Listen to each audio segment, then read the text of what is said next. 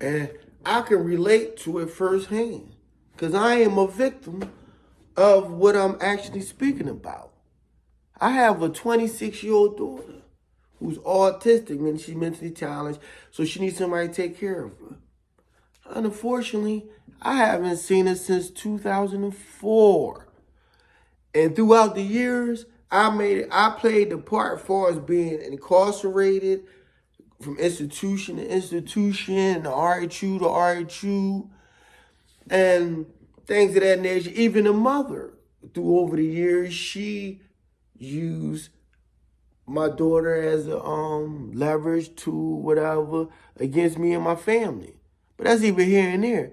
I accept that. I mean, because one thing I, as a man, I take responsibility for my actions, meaning when I did what I did that took me off the streets and incarcerated me, I left my daughter, my family stranded.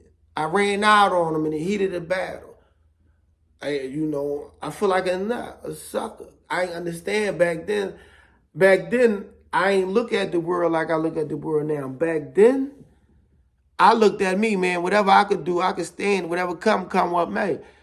But as I got older, I realized that the decisions I make affect people in my life, people that love me and care for me. So when I make a decision now, I think about the ramifications of that decision, how it's going to affect this person, that person. Because at the end of the day, I can stand whatever come with my way, but I'm not being considerate of my loved ones and others. So I say that to say, I'm out of pocket. I'm sorry. I'm wholeheartedly wrong for leaving a woman to fend by herself with a child, and an autistic child at that.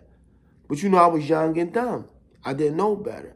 So I understand why, but my particular baby mother might have some ill feelings to me. I left her to fend for herself, and and she went through a lot of stuff growing up in the midst of me not being there. And I'm sorry, there's nothing I can do to change it, but I understand this and I humbly apologize. But on the flip side, I've been home over 2 years, reached out, try to reconcile with my daughter, nothing else. And I'm being denied because this particular person has this animosity, ill will towards me. And she thinks she's really hurting me, but not allowing me to see my daughter, allowing my daughter to see me. And in the long run, it's really hurting the child, especially in the sense when your child love their extended family, they love their father, or they love this and that, and you use their love against them as a weapon because your evilness and your emotions and feelings you have towards somebody else. You are the parent. You have to be accountable and responsible and make decisions not based off your emotions or feelings, but based on the well-being of your child. And that's what it comes down to. And that's why I made this particular thing, Evil Woman, because I'm not any woman that would use her child like that, even if, because I'm not the only one going through this. It's sad. I've been on 2 years, productive member of society. I ain't seen my daughter since she was 2004. And I don't even want to see my baby mom. I just want to see we could work something out where I ain't even got to see her, but it just made me think a person that would do this has a hard heart and they evil.